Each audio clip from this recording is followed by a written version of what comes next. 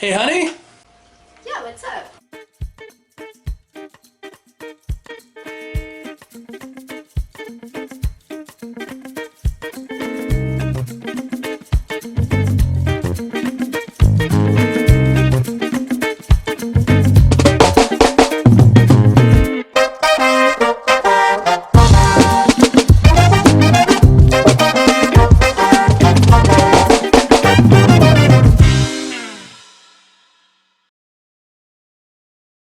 Hey everybody, it's your boy Fen here.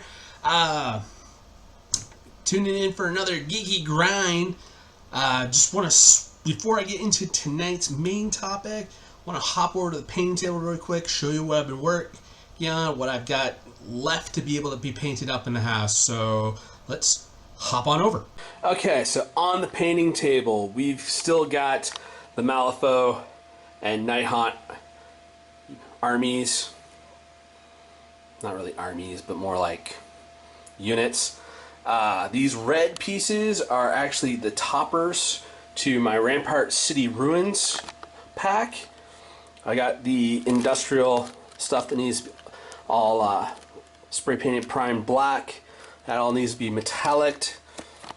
Of course, got all the extra bits in the box sitting behind it. I got my hematite reactor and my fire strike servo turret. Let's show off the box I keep talking about, the Rampart City Ruins. I also got the vertical expansion set, which is where the bridge sections come from, and a lot of the flat panel stuff. I'm doing this blue and purple underside for the floors, and I'm doing a red brick paint job on all the walls. So I got all the wall sections, almost all the wall sections in there. Bunch more in here along with the scatter terrain bits that have been painted black. Those need a zenathal highlight. The floors and walls all need a little bit of a dry brush and a wash. I think I'm actually going to wash them, then dry brush them. I'm going to do the metallics, then I'm going to wash, then I'm going to dry brush, and I'm going to get them all looking good. Same with the floors and everything, but I'll have the whole City Ruins set done at some point in the near future. I'm just happy I've got them base coated, ready for starting to make them look pretty. That's why these statues, I want to get their base parts where they connect into the ruins painted up red. And I'm just going to go over them with a nice bronze metallic, make them look all cool and statuey before I add some weathering to them and really make them look really nice and cool. Get all these minis done.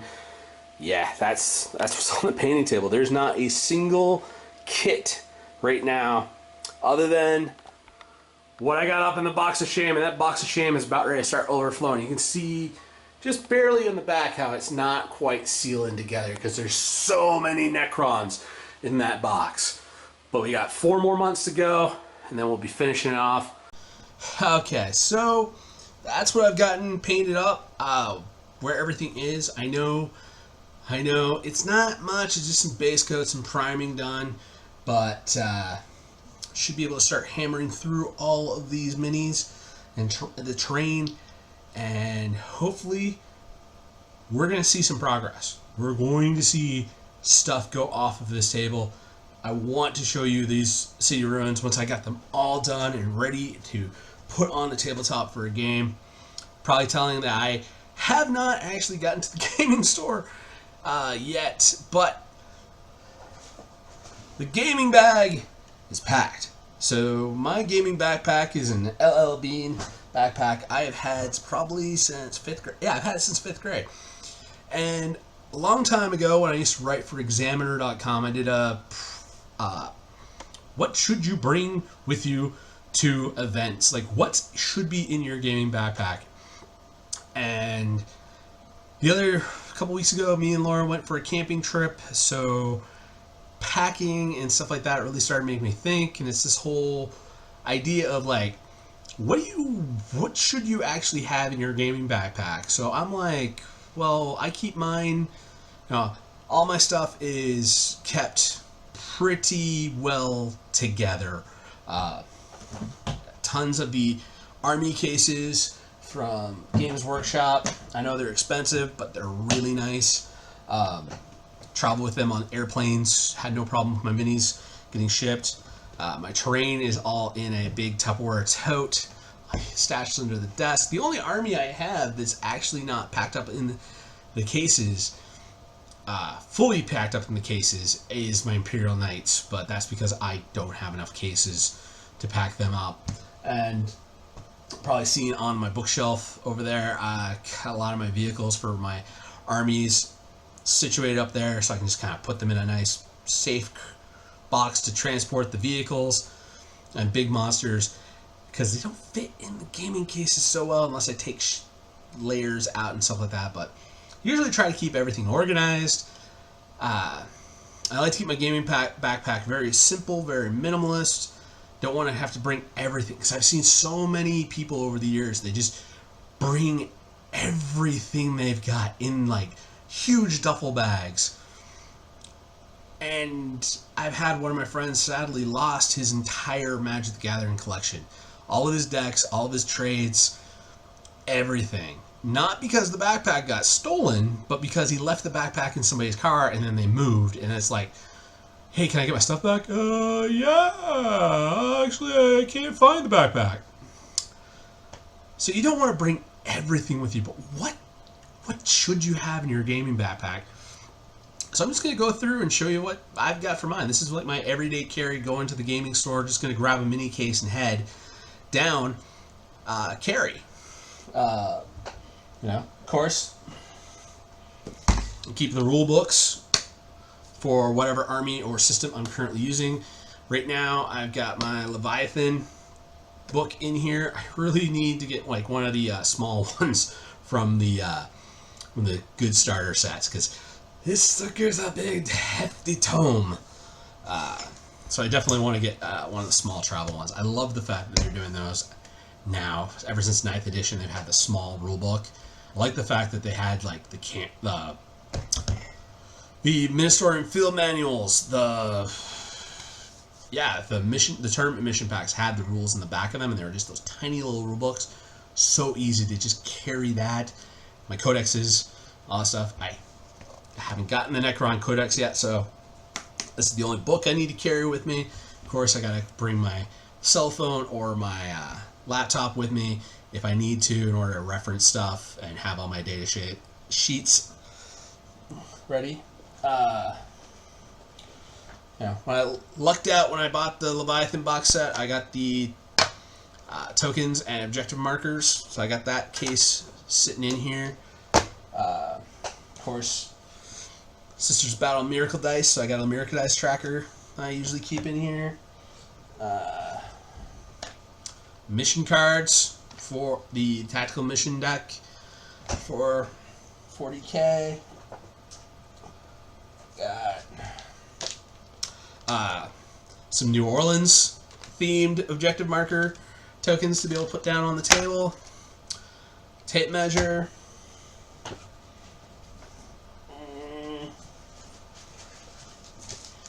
A little packet of D6s. These actually need to be put into my big skull bag of D6s. This is where I keep like all my 6-sided dice in. They're all like my extras. Actually, yeah, all my 6-sided dice in there, because my kill team measuring sticks, measuring widgets from those, I got them in the classic Crown Royal dice bag. It's got all the barricades and measuring widgets all in here. My barricades all painted up, and the 1-inch, 3-inch, and 2-inch measuring widget for kill team. So got all that stuff in there. I got this handy dandy Ultimate Guard. I used to use this for playing Magic, but it's just a little electronic notepad. You can just write stuff on it, push the button, automatically deletes. Cool little switch on the side, turns it on and off so you can lock it so you can not accidentally erase. Love having that little stylus that comes with it, just slides right in there. Perfect for keeping score. on. Don't have to worry about wasting a bunch of different score sheets. If you're just playing a casual game, you can just total them up. Got all my tokens, objective markers, and stuff like that for kill team. And then these little easy hardware storage case, small thing. Picked this up at like the dollar store for like $1. Pretty sure. If not, I got it at Walmart for a little bit more. Got my 9th edition Imperial Fist. This is back before when everything was done in increments of 5 for the scoring the primaries, and had your 3 secondary objectives. Keep a die in it to keep what turn you're on. Had 2 dice for all of your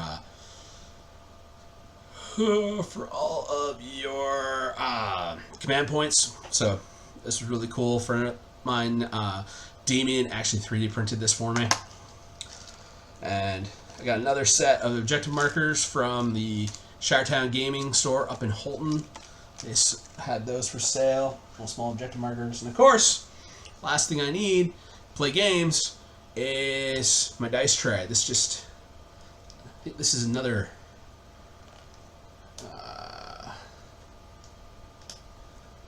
this is by MDG. Snaps together, faux leather dice tray. Easy take this with the gaming store. Not gonna be chasing dice all over the place. And of course it just folds flat, so it sits right in between a bunch of books in the backpack. No problem. Yeah, that's my everyday carry. And I don't need to bring a pen with me because I've got this easy to keep track of stuff. If I was going to a tournament, I'd definitely grab a couple pens, maybe a notebook, as well as camera gear in order to record some comments between games outside with my opponents.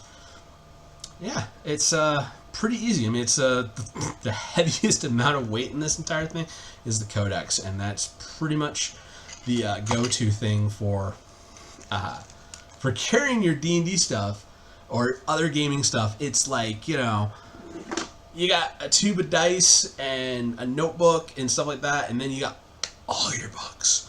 End up taking up all that space, putting all that weight in your backpack. But simple, easy. All I gotta do is swap out the core book from 40K to grab my kill team books. The 3 of those that I've got, way less than this rule book, so not a lot of strain on my back.